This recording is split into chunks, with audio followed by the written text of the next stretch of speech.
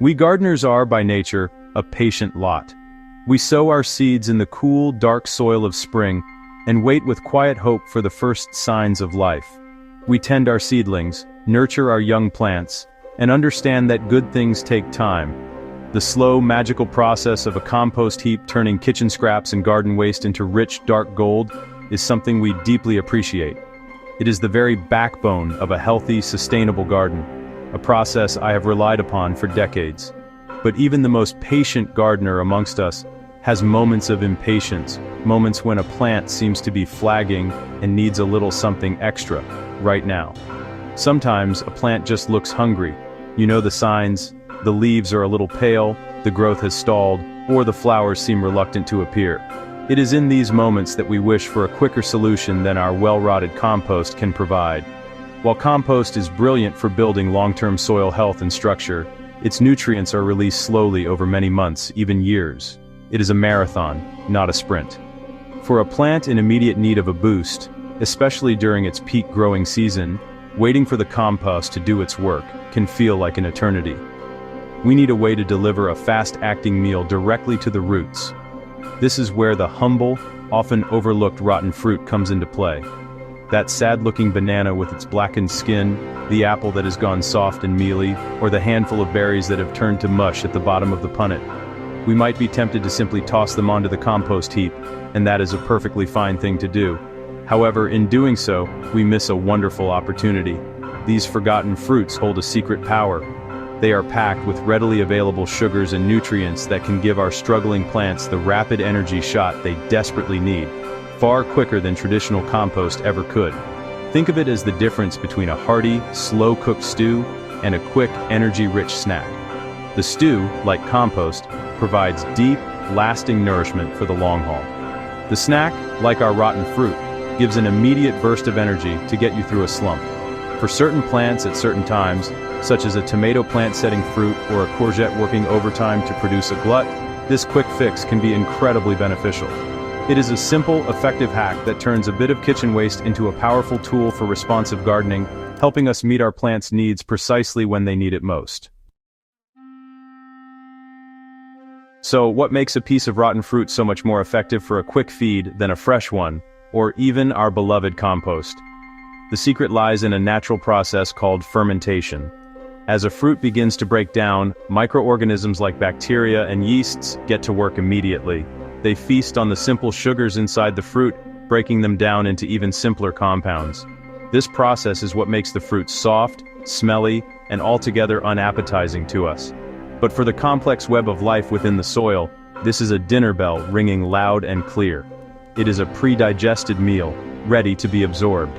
This fermentation process is crucial because it makes the nutrients within the fruit bioavailable.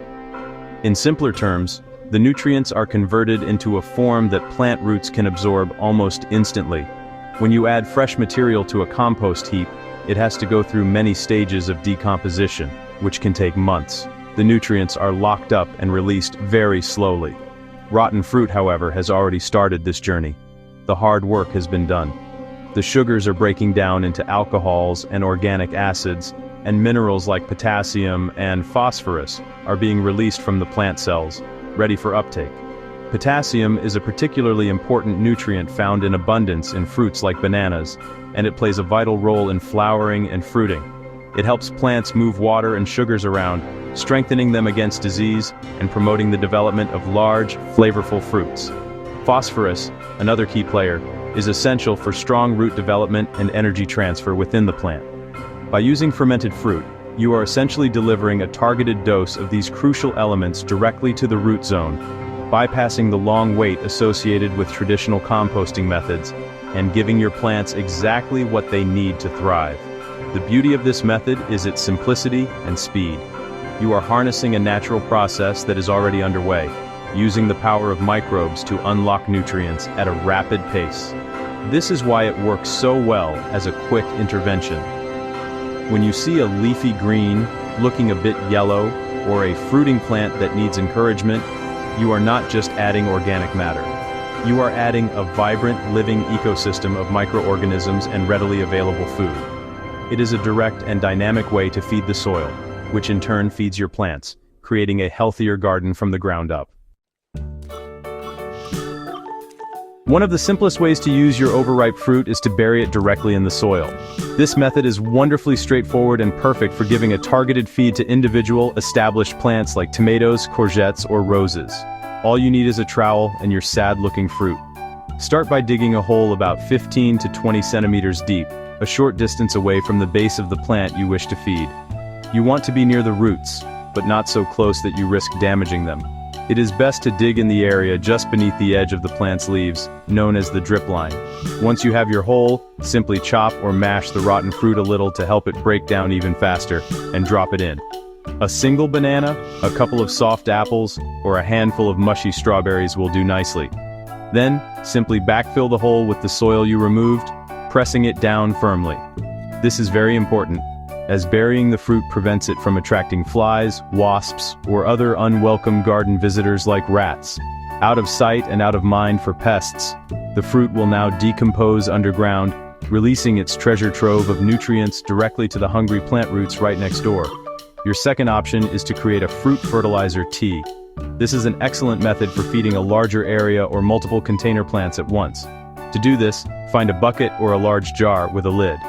Fill it about 1/3 full with your collection of rotten fruits. Anything will do. Mash them up a bit, then fill the container the rest of the way with water, preferably rainwater if you have it. Put the lid on loosely to allow gases to escape, and leave it in a shady spot for a week or two. Give it a stir every few days to keep things aerated. After a week or so, you will have a rather fragrant, nutrient-rich liquid. This brew will be teeming with beneficial microbes and dissolved nutrients. To use it, you must dilute it first, as it can be quite potent. A good rule of thumb is to mix 1 part of your fruit tea with about 10 parts of water. You can then use this diluted liquid to water the base of your plants, giving them an immediate and easily absorbed feed. This liquid fertilizer is fantastic for giving leafy greens like lettuce and spinach a quick boost, or for perking up tired-looking herbs in pots. Knowing when to apply this fruity fertilizer is just as important as knowing how. This is not a replacement for good, long-term soil care with compost. Rather, it is a tactical intervention for specific moments in a plant's life cycle. The best time to use a rotten fruit feed is during the peak growing season, when plants are working their hardest and have the highest demand for energy and nutrients. For most vegetables and flowers, this will be from late spring through to the end of summer. Applying it too early or too late in the season will have little effect, as the plants will not be in an active state of growth. Consider the needs of different plants. Fruiting crops in particular will thank you for this treat. When your tomato, pepper, or courgette plants begin to set flowers and develop their first tiny fruits, they are using up a tremendous amount of potassium. This is the perfect moment to bury a potassium-rich banana or two near their roots. The quick release of nutrients will support healthy fruit development, leading to a more abundant and flavorful harvest. It gives them that extra push needed to carry their crop to full ripeness without becoming exhausted.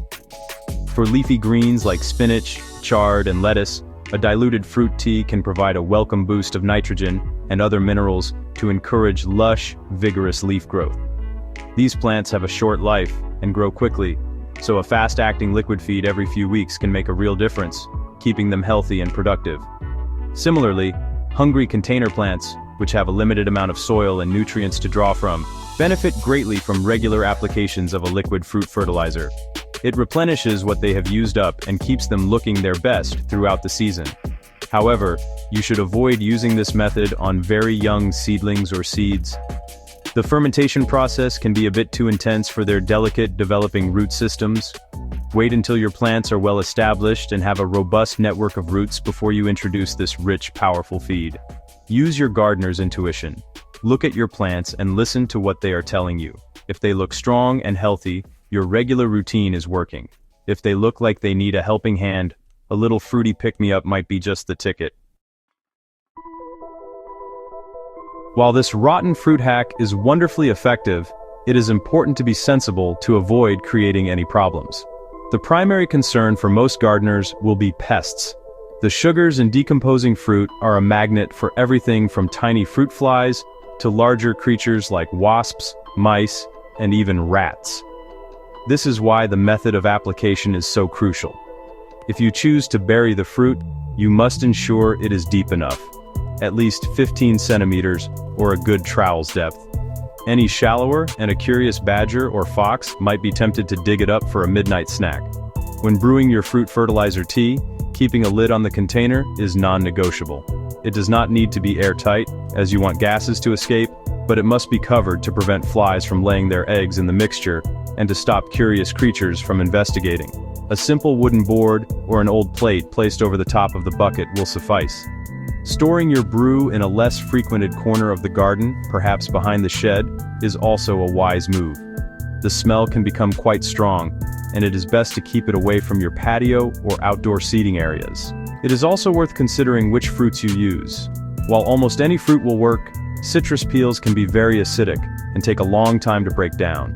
It is best to use them sparingly, or to add them to your main compost heap instead.